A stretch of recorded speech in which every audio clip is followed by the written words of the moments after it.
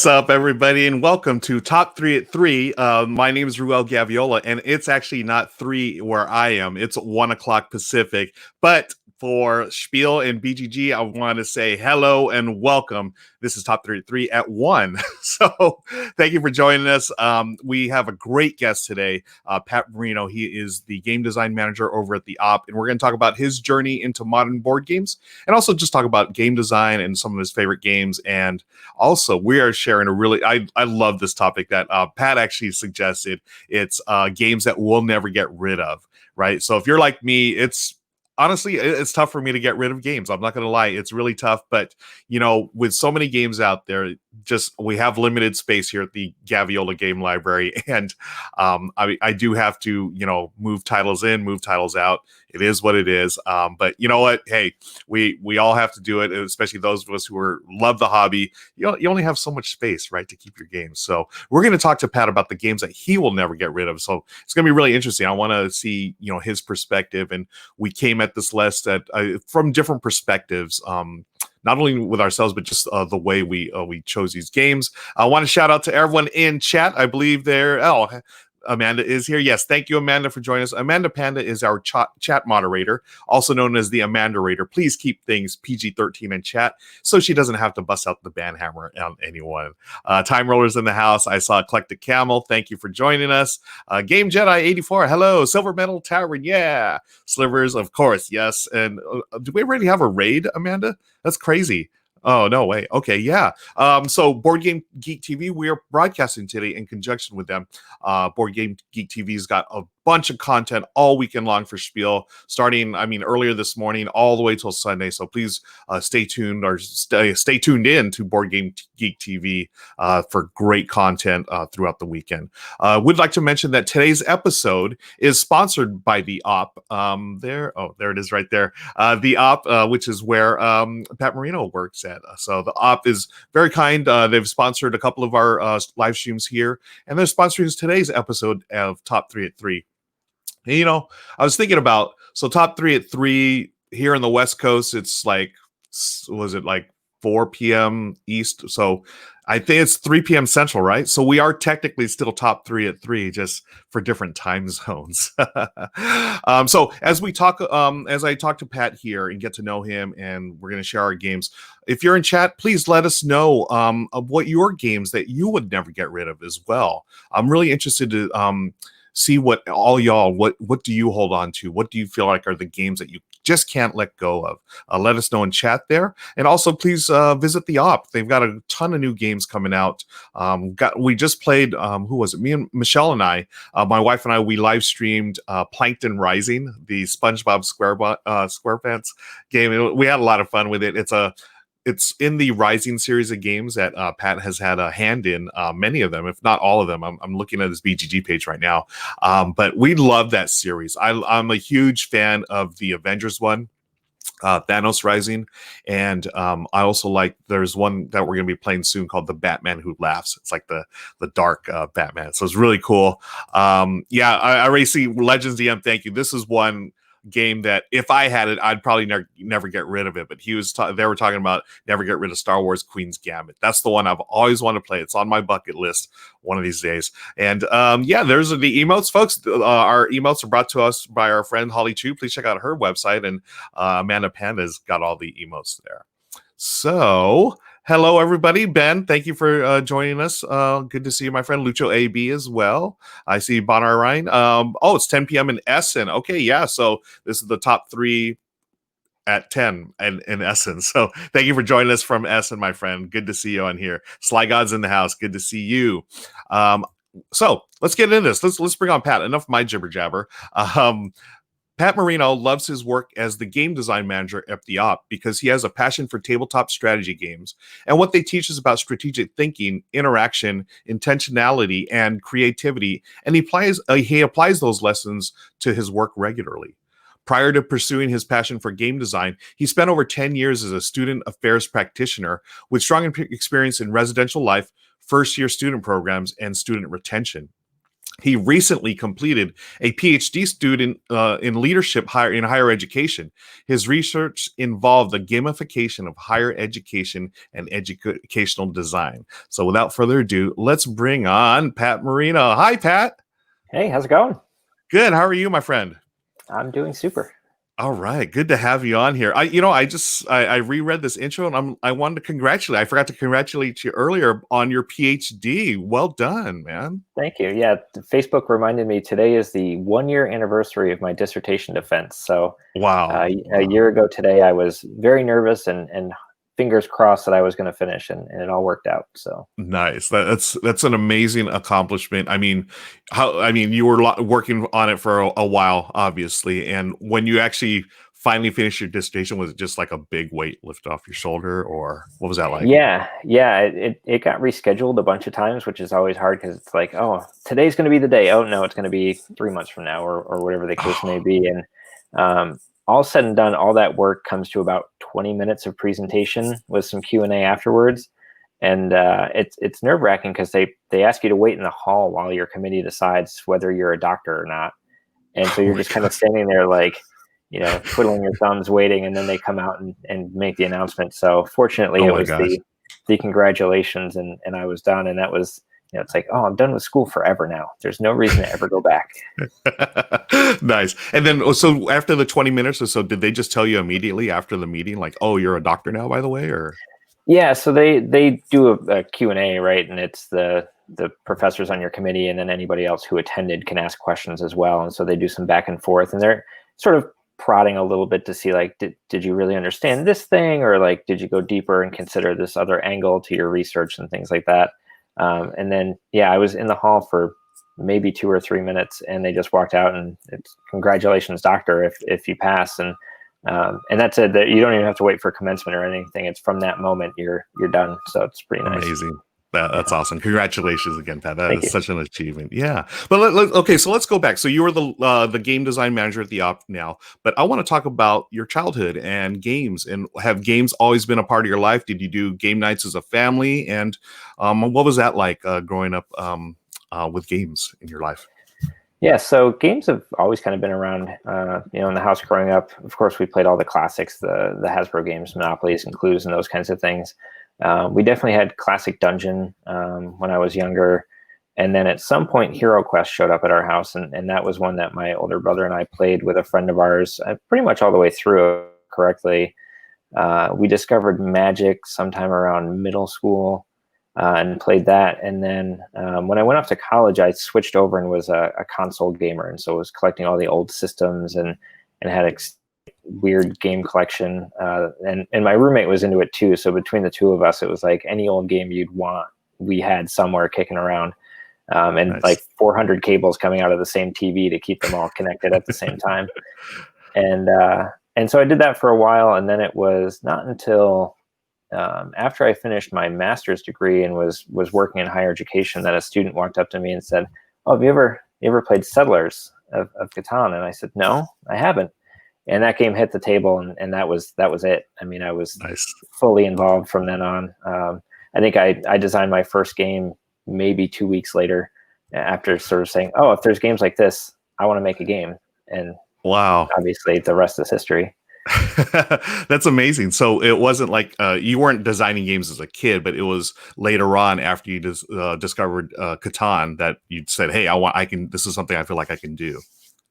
Yeah. I had played that game and couldn't stop thinking about it, and then this idea popped into my head for a game that was sort of like a restaurant tycoon type of theme, where you started with Yes. like a hot dog stand on the corner, and you were trying to make your way up to being a mogul of like owning fancy steakhouses and things. Um, and the group of students who taught me Catan broke that game so bad so fast that I was like, okay, it's not as easy as I thought it would be. But I stuck with it, and ended up coming up with obviously a bunch of other ideas, and pitching those around to publishers and stuff, which is how I met all the good folks at the op, and forged that connection to eventually end up with a job there. Yeah. So, how long was it from the point where you'd play Catan, you would design your restaurant game that got broken eventually? How long was it a time period until you actually landed at the op and you became part of their team over there? Yeah, so that first kind of experience diving back into hobby games was about 2010. It was Catan, Agricola, and kind of down the path from there. And then I started at the op in June of 2017. So it was about 7 years there of a lot of game designs that ended up collecting dust on a shelf, and some that landed with publishers but never actually came out, and different things like that, different challenges. And it was after pitching a bunch of stuff to the op that they actually asked if I'd be interested in designing the Court of the Dead game. And that was going to be initially sort of a contract agreement of, do this one game for us. But almost immediately turned around to, well, why don't you just come work here full time and do this kind of thing for us all the time? And I said, yeah, okay, I can do that. Yeah. That's like an offer you can't refuse at that point, right? Oh, for sure. Yeah. Yeah. And speaking of Court of the Dead, I do have it up there, folks. Great game if you haven't played it before, friends in the audience. So those of you just joined us, thank you. My name is Ruel Gaviola, and I'm joined by Pat Marino, the game design manager of the op. We're talking about 3 games that we're never going to get rid of. We'll talk about them in just a second. But yeah, I see some in the comments already. People have got some great games. So thank you. Keep those coming, folks. We'll get to those. Hopefully some of them here on our chat. But we'll continue here with Pat for just a moment. Pat, as far as playing games today in this environment, and also designing games today, what are some of the challenges that you're facing? What are the ways that you're getting around, like not being able to have like open play testing or open game nights? Yeah, great questions all around. So, when we started work from home as a company back in March, that was like the initial, what are we going to do? We can't bring folks into the office for our focus testing like we used to.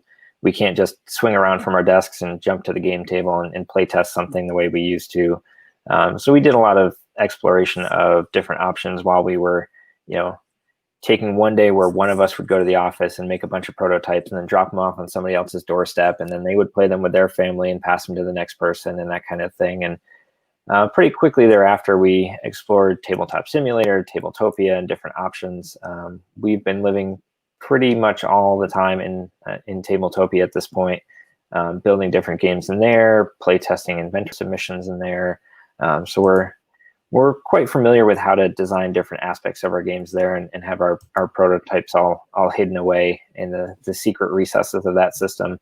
And that's been actually really helpful for us in a lot of ways, in exploring new digital avenues and ways to play games in different ways. And we recently announced that we're expanding our playtester program, which used to require folks to come to our office and sort of be around our game table locally here in San Diego and Carlsbad. And we're expanding that out because of Tabletopia to a nationwide pool of folks. And I think when we launched the social media announcements and the sign up, we had about 400 people sign up within a couple days to volunteer to test out our upcoming product. So we've got a couple steps to put into place with non-disclosure agreements and stuff because of all the licensed games we do. But once we get squared away with that, I'm very excited because we have some really cool stuff in Tabletopia right now that I can't talk about. But for our play testers who sign NDAs, they'll be able to get in there and play stuff, in some cases, a year or more before it'll ever see retail shelves. So it's pretty cool. Wow, nice. Yeah, well, I mean, 400 people signed up just like that. That's crazy. That's like, do you have like a magic number as far as how many playtesters y'all are looking for? Or is it just... So we were talking a little bit with the folks over at AEG, because we did the Marvel Smash Up, and we've got a partnership with them now, and they have a really robust, very dedicated testing community for Smash Up because it's such a big system. And they were saying, I think the number they threw out was like they have a pool of maybe 500 people they can reach out to, and we were like, oh man, that's the dream. Maybe a few years down the road we can get close to 500, and that would be really cool to be able to tap into that size of an audience. And then we got 400 so fast, we were like, oh, how do we do this? Right. But the nice thing is we're going to do like a survey to those folks and ask about interests. So like we'll know who the Marvel fans are and the Disney fans and who likes Harry Potter. And so depending on what we're testing, if it's an IP, we can target those folks and say, hey, we know you love this thing. Why don't you come check out what we're doing in that world? Awesome. So I had your BGG page up here, and I've seen some of the games. I mean, you've worked on some really cool IPs, Pat. I mean, for you got the Court of the Dead stuff, Harry Potter, Star Wars, Dark Side Rising. Oh my, like that game, I still want to get my hands on, but we can't get that here in North America. Die Hard, the Batman stuff. I mean, let's talk about some of your games. Like, do you have any favorites out of them, or favorite IPs, I should say? Ooh, I mean, there's so many, like every time we get a new one in house or something where it's like, okay, we're able to do Star Wars now. It's like, oh, that just opens the floodgate of like all this creativity and stuff. And then of course you have to rewatch everything, which is always a good excuse. Right. It's like, oh darn, I got to watch it again. Yeah. Yeah.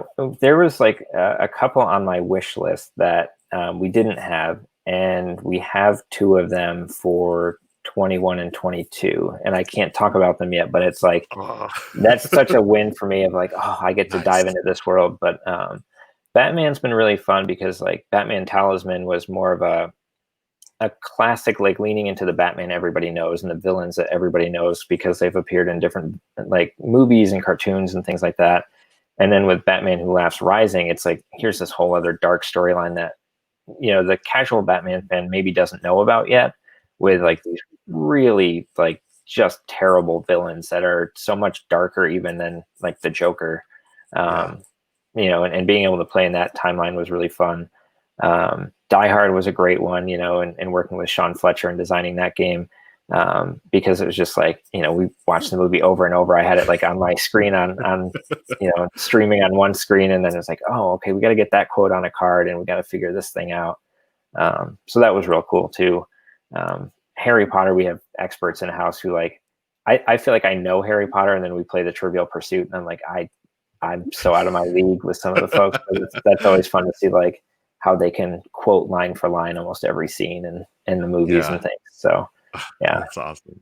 I was it was really cool for me to see the Batman Who Laughs show up at the op. I was like, because seeing the Batman Talisman, that was cool. But like you said, that's more like the Batman that people, are familiar with. And then to see the Batman Who Laughs, like you're saying, that was really dark. And it's really cool to see the op.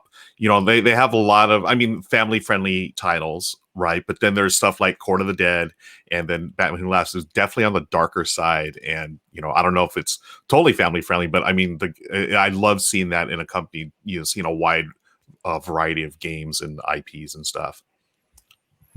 Yeah, we talk about that a lot of like, people are like, well, what's the sort of the niche for the op? And it's like, well, we have a game for everybody. It's whatever you're a fan of, we try to find something that will serve different audiences. And, everything from Golden Girls Clue to Court of the Dead, right? Like we try to cover all the bases, which is hard to do, but we have a big team. So any new IP that comes in, there's usually a real diehard fan who knows it inside and out. And that's kind of how Batman Who Laughs came about. Was originally we were going to do like a more classic Batman theme for Rising. And Adam Splendario, who's our creative director on the art side, sort of suggested, well, what if we do something in a different direction that maybe Batman fans in the gaming space haven't seen yet? And that took us down a new path, which was really fun. Awesome. And then so when these new game ideas, new IPs come in, do you get to pick and choose which ones you work on? Is it like, hey, I'm the biggest Batman fan, so I get to work on this game? Or how does that work? Yeah, for sure. Nice. We start with like a prelim process where we evaluate like, a few years from now, what are the hot IPs going to be? Because that's our development production timeline, is like we're projecting out a little ways down the road and trying to figure out like what fan bases are underserved and what movies are coming out, and what sort of things can we capitalize on in terms of other marketing around a brand and things that are going on. And then once we kind of decide what makes sense, we look internally and say, okay, who loves Harry Potter and knows everything about it, or who's the Star Wars fans. And we do that both on the game design team, but also on the art team.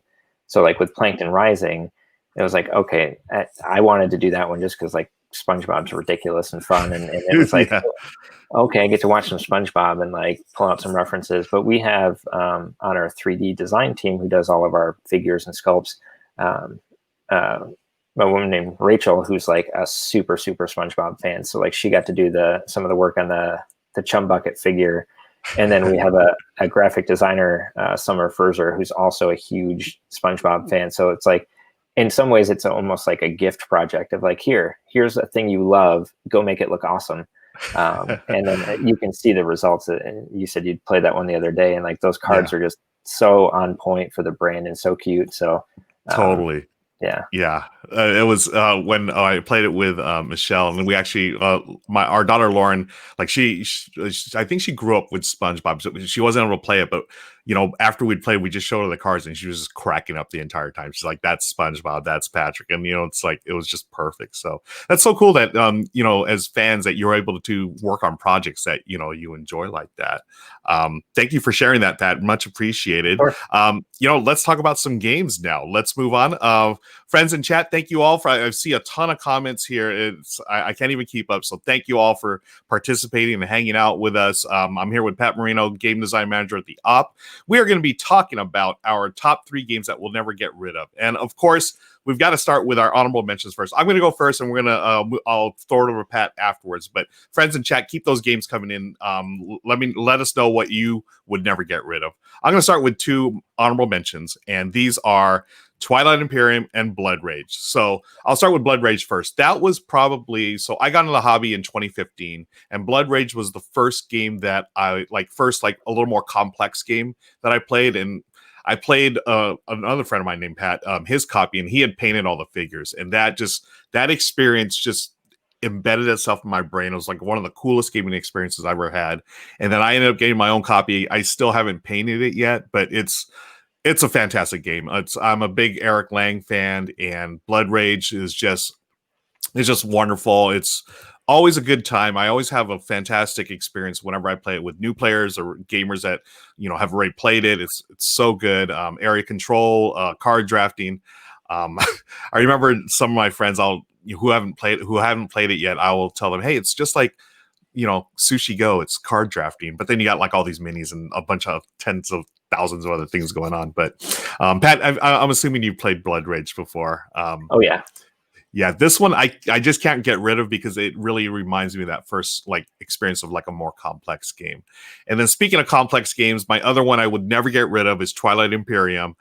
This is one that I just started playing. I think it was 2 years ago now, and it was on my bucket list for many years of I want to play this game. It's big, it's epic, but then I was sort of frightened off by the whole I don't want to spend 8 to 10 hours playing a game. But I heard 4th edition streamlined things, so it wasn't 10 hours, it's more 6 or even 5. And I was like, okay, I'll give it a shot. And my friend Jake Michaels invited me to a game one day, and the first time I played it, I won. So it was like, this is the greatest game ever. Of course, I played it a dozen times after that, and I've won quite a lot less than 100% clip. But Twilight Imperium, it's a 4X game. It's epic. It's space. It's everything that I love. Pat, have you played Twilight Imperium? I have. I've played 3rd edition, and it's funny because like you said, it's an undertaking, right? So our game group was like, we're all going to get together. Everybody needs to know the rules ahead of time. We're not going to learn this in the moment. And we block out a whole day. We all get there. Friend opens up his new copy of 3rd edition, and it was a misprint. It had 2 identical sheets of chip, and another sheet was missing. So oh no.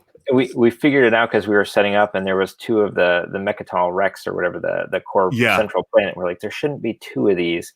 Oh my gosh. So we had this debate of do we try to play a misprint copy? We're like, no, not for a game this size. So FFG was great. They replaced the sheet and they sent the right stuff. So we got together another day. But the problem for us was one of the 4 guys playing has a PhD in theoretical math. So he read the rules, he studied the game. 2.5 hours in, he'd beaten us. And 2.5 hours? We were like, what just happened? We're just starting to figure out an engine. He's like, no, I have 10 points, I win. We're like, oh my gosh. he's not wrong, So. Wow. 2.5 hour game. That's the fastest game I ever heard. That's insane. So that was 3rd edition, correct? Yes. Yeah. Have you played the 4th edition yet? Not yet. Okay, yeah, I know. Our mutual friend Ross, who works at the Op, Ross Thompson. I played 4th edition with him a few times, and from what I understand, he's a huge Twilight Imperium fan as well. He's played 3rd edition, I don't know, 100 times or something like that. I mean, he does confirm that it does streamline a bunch of stuff from 3rd into 4th, and I've only played 4th, and I've loved it every single time. It's such a good game. But yeah, so those are my honorable mentions. Those are two games that I would never get rid of. Pat, let's move on to you, my friend. Two honorable mentions, please. Yeah, so we were talking a little bit about this before we started. It's like, how do you pick like what the criteria is, right, for games you'll never get rid of? So like I had these sort of three factors of like, is it something I can replay over and over and over and never get bored of? That's one way to look at it. Another is like that nostalgia factor of like, this is part of my journey into gaming, or, it was a gift from somebody, or, I've got some games that are signed by different people. And I was like, well, maybe those go on the list. And then rarity, like, if I got rid of this game, I can't ever replace it, or it would cost me a lot of money to do so, or be very difficult. So I found as I was picking my list, I was leaning towards the rarity piece. I didn't put any games I worked on there. Those are all kind of a given for me of like, I can't get rid of something I worked on. So I didn't put those on the list. But yeah, for some, like I mentioned, Catan was part of my gateway into the hobby, and I was like, oh, maybe I should put that on the list. And I was like, yeah, but if I got rid of it, I could just get another one or play it at a friend's house, because everybody has that. So right. yeah. So that's a good point. Like, we talked about the criterion. Like, we came up with the idea and we didn't really talk about beforehand, which is cool, because I like the fact that I tended, like, you'll see, like I obviously tended more towards nostalgia's sake, and you've got some different games as well. So let's move on to let's share your honorable mentions, Pat. Yeah. So I picked two that maybe folks haven't heard of. So I've actually got them here because I don't know if people will know what they look like. Yeah. Yes. And so we'll start with Tabarua. And this is a game that I don't even remember where I got this or how I discovered it.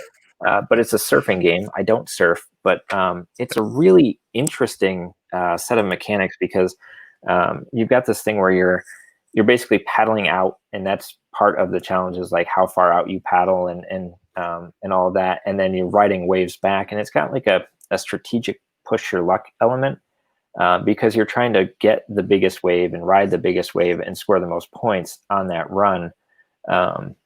And the scoring mechanism is really unique too, because you have a long surfboard and a short one. And when you go out, you have to alternate and try to get a good score on both, because the final scoring is whoever had the best score on their long board and whoever had the best score on their short board are the two finalists. But their final score is their best score they had on the other board. Oh, okay. So yeah, if you just go all on one, you might win the category. But if you only had one single run on your alternate board and it wasn't very good, you're not going to win overall. So there's all these decisions that have to be made there. But it's still in that sort of like gateway to mid level. So it's pretty approachable and teachable. And this one's on the list for me just because very few people have heard of it. And so it's one of those of, when you go to game night, if this is in the bag, people are like, what is that? As opposed to like the classic favorites. So I like to break that one out from time to time and just have people go, oh, that's weird. Where'd you find that? Yeah, I've never heard of that game, and that sounds really interesting. Well, number one, the theme. I can't think of any other surfer games out there. And then number two, that scoring mechanism. It reminds me of almost like something that Knizia would do, right? You have two things you're scoring, but then you're only scoring one. It's usually like the lesser of the two or whatever. But actually, that reminds me. I forgot to ask you earlier, Pat. Do you have any designers that you are a big fan of? When you're as a designer yourself. Yeah, I mean, when I started in the hobby, it was like all the big names at the time, right? Back in like 2010. So of course it was like Uwe and like Klaus for Catan, and those folks were the ones I was following earlier on. I find as the hobby has evolved, though, like the variety of games coming out and the number of designers, it's so like immense now that it's hard to keep up with like a favorite. So I'll say like, oh, okay, like New York Zoo is coming from Uwe, and I was like, okay, I got to check that out. But then like there's 100 new games, some from designers I know and some designers I don't, and I'm like, how do you pick what and follow one?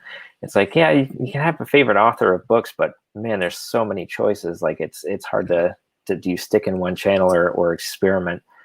So these days I find it's much more varied. Yeah, good point. Someone in Silver Matter Tavern in chat says, I wonder what music you would play for Tavarua. I'm thinking the Hawaii 5-0 theme myself, but I don't know if there's a Wipeout on loop. You know, Wife just out on loop. There you go. Nice. Okay. And then so let's talk about your other honorable mention, Festival of a Thousand Cats, another game that I have not heard of before. yeah. So I have the Wood Games printing of this one because I've had it for a little while. And this is it's Festival of Thousand Cats in this version. TMG Oh, has done a reprint of this, and they added the A to the title, which we joke about sometimes. So it's Festival of 8,000 Cats. Um, and this game is a bunch of cats going to a festival and trying to have the best time possible by eating fish and drinking, but not drinking so much that they throw up the fish. So that, nice. yeah, not a theme you see every day. So, Right. but it's a really interesting trick taking thing where there's sort of two cards in the middle of the table that you may or may not want, and they're organized. One is the higher card of the two, and one is always the lower card. And you're playing cards where if you play the highest card, you swap your card with the highest card, the high card that was in the center. And if you play the lowest card, you swap with the lowest card in the center. And the other two players, you almost always want to play this 4-player. The other two players get the card they played back. And those cards, in addition to having a suit and a value, have like a number of fish on them, or there's a crow that if you play it at the right time, you can steal a card from somebody else. But if you play it wrong, it can really come back and bite you.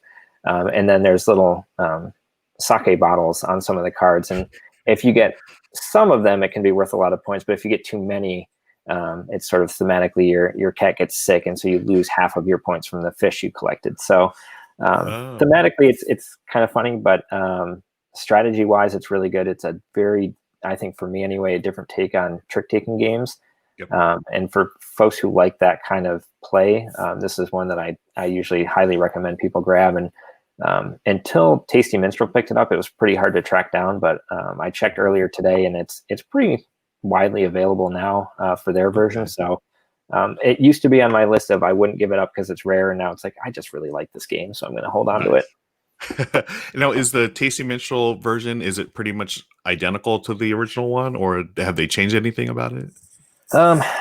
I haven't played that version. I think they changed some of there's like very tiny meeples in this one for like scorekeeping and stuff. There's like little itty bitty fish and sake bottle tokens. I think they changed that to, they might be cheaper, they might just be larger, and the box size is different, but the gameplay is the same. Yeah. Same. Okay. And Ben Osteen, one of our regulars here, a friend of mine, says the glass tokens, the original, is lovely. Cool. Awesome. Yeah, there's a lot of games here that people are, there's some good stuff out here. I'm going to highlight a few. We got Battle Lore, Glenmore, Dominant Species, so many, Viticulture, Oracle of Delphi, Tricarion. Yeah, lots of great stuff out there, folks. Yeah, Tricarion's fantastic. Age of Mythology, Shadows over Camelot, Starfleet Captain, Star Trek Fleet Captain. I haven't played that one. But yeah, friends in chat, thank you all again for sharing your games. We will continue here. Oh, I did that one already. So let's go on to our top three. So my number three, and as we talked about, I definitely lean more towards nostalgia. My number three is, whoops, that's not it. Here it is. Pandemic. This one is the game that got me into the hobby back in 2015 as a birthday present to myself. I after I watched Will Wheaton on Tabletop and he played Pandemic with his friends, I said, that looks interesting. And it was the first modern game I played, and it was the first cooperative game I've ever played. I'd never heard of a cooperative game. It blew my mind that I could work with other players against the game. That was something that was new to me. And it also introduced me to solo games, because after we played this, my wife and I played this, she really wasn't into the mechanism. So I had to play it by myself. So I learned how to solo the game. Yeah, it's readily available everywhere. It's just my copy. There's so many memories there of getting into the hobby, and that particular copy is one that I will never give up. It's a masterpiece of cooperative game design, I believe. And I still enjoy it. I enjoyed the other versions of Pandemic more these days. Like they just came out with Pandemic Hot Zone, the North America. It's like basically the smaller version of Pandemic. You play it in 20 minutes. And I also like the dice version, the Pandemic, the Cure. You're just chucking dice, trying to cure diseases. I find that one to be a lot of fun. And actually, I would probably choose the dice version of any these days. Do you play Pandemic, Pat, or are you a cooperative game fan? I'm assuming you are, because of some of the designs that you've done. Yeah, so many IPs just lend so well to co-op, so it's definitely a space we play in a lot. But Yeah, pandemic was a pretty early on thing. I mentioned that playing games with my older brother when we were younger, and he's still a heavy hobby gamer too. He's a miniatures gamer as well. And at some point, he gifted me a copy of Pandemic when we were like getting back into hobby games. So I've got that, and On the Brink, and I've done Legacy Season 1. Yes. Yeah. Yeah. Legacy So season 1 was amazing. The storyline of that is just so good, right? I love that. Although it did take my family and I a little time to finish it, but it was well worth the time spent. So that's my number 3, Pandemic, the original version. We'll throw it over to Pat now, and I have heard of this game that you have on number 3, but I've never played it, so I'm interested to hear your thoughts. yeah, so this one is a newer one, and for me, I've had it since the Kickstarter, but I only recently got it to the table because I broke out the solo expansion, and the game is Feudum. And I was trying to think of the different sort of categories within games I'll never get rid of, and one of those things was like a game I don't think I'll ever fully mine the depths of. Right? Is like there's so much to this game, and there's a bunch of expansions for it already, and I don't even have them all yet. So that's like part of it is like I could break this thing out and play it over and over again and never feel like I've really mastered it. And even playing the solo version and going through that experience, it's like, wow, I'm just barely scratching the surface of how this thing works, let alone how to do it well. And of course, I get destroyed in the solo thing because the game is meant to play well against you. So that's certainly a factor of like, as far as all the games in my collection, according to BGG, it's the heaviest game I own. So I think that's a factor too, is that I know I won't like ever feel like, oh, I've mastered that, I can move on. And then the components for this thing are just amazing. Like I love the art. I love the little monster miniatures and the wooden tokens and everything. Like I think because I came into gaming when I got into hobby games through like the really Euro kind of, I went down a very crunchy road for a while. And this has some of that nostalgia for me as well of like, yeah, the art's beautiful, but it's got like wood cubes and you're pulling out of a bag and you're managing a lot of bits. And I just like that style of gameplay. So for me, like I actually lean more towards that than minis. And this one just kind of like fits all those things of like, even if I don't get to play it often because of how heavy it is, like I just like having it in my collection because it speaks to all the things I like. Yeah. Nice. Yeah, it's one of those games I've seen it. Back in the day when we had game nights, I would see it often, and I just always missed the chance to play it for whatever reason. But did it come with a solo version, or is that something that just came out like on BGG? Someone created it, or it came as a second Kickstarter. So after they did the first Kickstarter, which had a couple mini expansions to it, they did another Kickstarter that kind of reissued the content. And then it's called the Queen's Army, which is its own box. And there's a character in the game called Queen Anne. And in the expansion, she plays as like an AI character. And they've got this deck that sort of automates how she selects her actions. And you're trying to basically get out of her way, but also do all the stuff you need to do. And yeah, she's pretty fierce in the game. There's an objective she's trying to do with that. There's sort of a monster figure that's pretty iconic if you've looked at the art for it. It's a sort of striped monster mini. And she's trying to chase that thing down and capture it. And then that shifts her strategy in the game. And I think it was like turn 2. She caught it. And I was like, I'm done. Like I'm in trouble, but oh my gosh. Nice. So yeah, that's pass number 3, Feudum. I want to say hi to my friend Patrick in chat. He says, Ryan, my 4-year-old son hasn't quite figured out the difference between streaming and video calls, and he keeps saying hi and waving to you guys. So, like to shout out, hi, Ryan. Thanks for watching. That's so cute. I'm going to move on to my number 2. Again, this is a game that's strictly nostalgia for me. This one, after I got Pandemic, this is the next game I got, and it's because the reason why I'm keeping this is because my wife and I really just obsessed over this game for a week straight. We played it like 8 or 9 times within a week, and we still love it, just different versions of it. It is Ticket to Ride. This is the one that you can find anywhere from Target to Walmart to your local game store.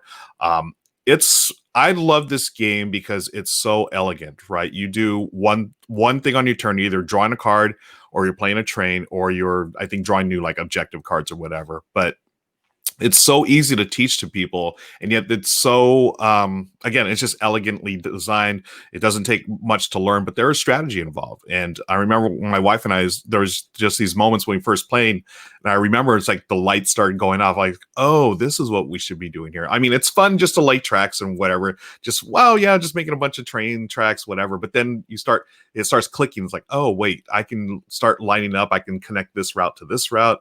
Oh, if I start drawing some of these objective cards, I can start finishing that. And then like our points jump from like, 50s or whatever to the hundreds or whatever. I forget the scores, but yeah, this is a Ticket to Ride. It's one of those games that I will never give up because I love to teach new players this game. It's, if they've never seen a modern board game, I love this because you got the big, gorgeous map of the US. And, I think about the times I taught my nieces and nephews, or niece and nephew, where we just laid out this map and they're like, oh, and they were just so blown away by how big it was. And also, oh, have you been here, Uncle Ruel? Have you been to New York? I was like, yeah. And then, it lent itself to just being very approachable and accessible. And the version that we like to play now is there's the UK/Pennsylvania map.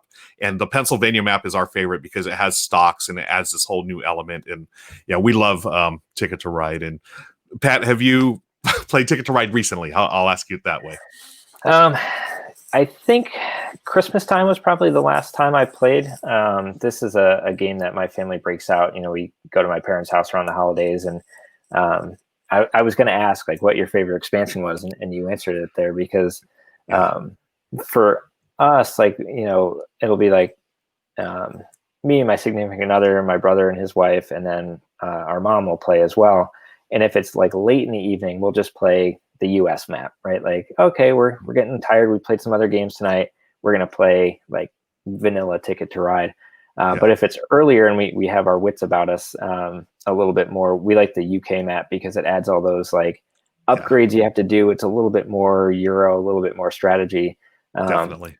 But I think if you're not focused, it's easy to be like, oh, wait, I broke that rule. I shouldn't have been able to build that train. I didn't have that thing yet. But it's also fun because we like the Pennsylvania one you mentioned on the backside because like I'm from upstate New York originally, so that's where my parents still are, and we're like, oh yeah, there's Albany where we are, and Rochester where my brother lives, and Syracuse where we've been a bunch of times, and all this kind of stuff. It's like it's like playing that game in your backyard in a way, and that's really fun to see too. Nice. It's funny you're talking about the UK because I remember the couple of times I played UK. I've always liked the UK map, but you're right. I've done it multiple times. Where like, oh, I wasn't supposed to build that train yet. I didn't have the prerequisite that I needed. So, oh yeah, I see a bunch of comments in chat. Yeah, people like Ben loves the anniversary edition. Lovely. He'll never sell that one. I have not played that one yet. That's the one with the bigger trains and everything. But yeah, okay. So that's my number 2. And yeah, I'm excited to hear about your number 2, Pat. I'll let you take it away from here. Yeah, so number 2 for me, I went the full nostalgia route on this one, and I went with Original Hero Quest. And this is a game that my brother and I had when it was new as kids, and we had the first 2 expansions. I think they're Keller's Keep and Witch Lord, and I, as the youngest player, somehow ended up as Zargon, the bad guy, and running the quest. And my brother and our friend Tony were the adventurers. And if I remember right, like this, I mean, it was many years ago, but I think I also played the dwarf while being the bad guy, which is kind of a weird way to go about it. It's like, I want to pretend I don't know where stuff is. Right. I wanted to be involved in both sides of it. But we played all the way through, and we had it had the make your own quest thing in the back, which I think for us was so cool. And of course we did the stuff like the Bardic broadcast video that everybody knows talks about, of like, you put all the monsters in one room and all those kinds of goofy things you have to do when you're making your own game. And it just has so many memories for me. And in fact, like, there was a point where I was convinced my brother had our copy at his house, and somebody put up a used copy for like $50, and I immediately bought it. It was like, I have to have this copy because Jim took our copy. I'll never see it again. And then we were at our parents' house, and I went in the attic to actually grab some old Atari games, and there was Hero Quest sitting on top, like perfectly perched on the Atari games with the expansions and everything. I was like, you don't have this at your house? He's like, well, I do now. Like, you can't fly with that to California, Right. Yeah. But awesome. Just so many great memories of that one. And it's just, even though it doesn't really get played too often, although not that long ago, we broke it out at the op before COVID, and we played through the first quest just for fun, Oh, and it that's was really cool. good. But Yeah. yeah, that's a heavy Yeah. nostalgia one for me. Definitely nice. Now, what didn't they? Aren't they coming out with a? Aren't they re-releasing it? I heard something about that. Is that true? Yeah, so Hasbro has their own crowdfunding system now Hmm. called Pulse, and they launched it on there. And it really is just a direct re-implementation of the original um, game. And I think for like an upgraded price, you get the two most common expansions that were most available at like KB Toys and stuff, which were the two I mentioned, the Keller's Keep and Witch Lord, I think is the other one. Um, and I don't know if that's still up for pre-order or not. It might have ended. Um, Hmm. they updated a few things that were like um, Warhammer references because the game originally had an involvement from Games Workshop. So there were some characters that were Chaos Warlocks and things like that. So they took those out and they updated the minis and things like that. But it's the same quests of the classic. So it was interesting to see the reactions of people who like didn't have a copy of the original and they're like, yes, I can finally get it. And people like me, I think my reaction was more, oh, but I have that. I wanted like new stuff, you know? Right. Nice. So that's Pat's number 2, Hero Quest. Folks, thank you again for joining us. We are wrapping up here at Top 3 at 3. We're talking about the top 3 games we'll never get rid of. I'm here with Pat Marino, game design manager at the Op, and we are here at number 1. I usually do a drum roll. There it is. My number 1 that I will never get rid of, and this is where I get into the whole scarcity thing. It is Chaos in the Old World. This is a game that was released many years ago. Well, I don't know how long ago, but it's an Eric Lang design. I love Eric's games, and this one, it was under the Warhammer. What was it? The IP. Is it Warhammer? Am I saying the right thing? Yeah, Gosh, it's Warhammer. yeah, Yeah. thank you. I don't know what my mind just went blank. But anyways, this is a great asymmetrical area control game. It's, got a bunch of monsters and craziness going on, and you're fighting each other, and you see a lot of it. Came out before Blood Rage, and you see a lot of the same similar design elements in it. You can see how Blood Rage evolved from Chaos in the Old World. But once I think it was FFG that had that produced this version when they were in working with Games Workshop, and then they stopped working together. I think they just the IP, they lost the IP or whatever. So this is a game that will never be reprinted. I always hope that they would like retheme it and come out with a better version of it or whatever. But from what I understand, what I've read and heard and seen, it's probably never going to happen. So that's my number 1, Chaos in the Old World. This is the one that I love playing this game. But Pat, any experience with this game?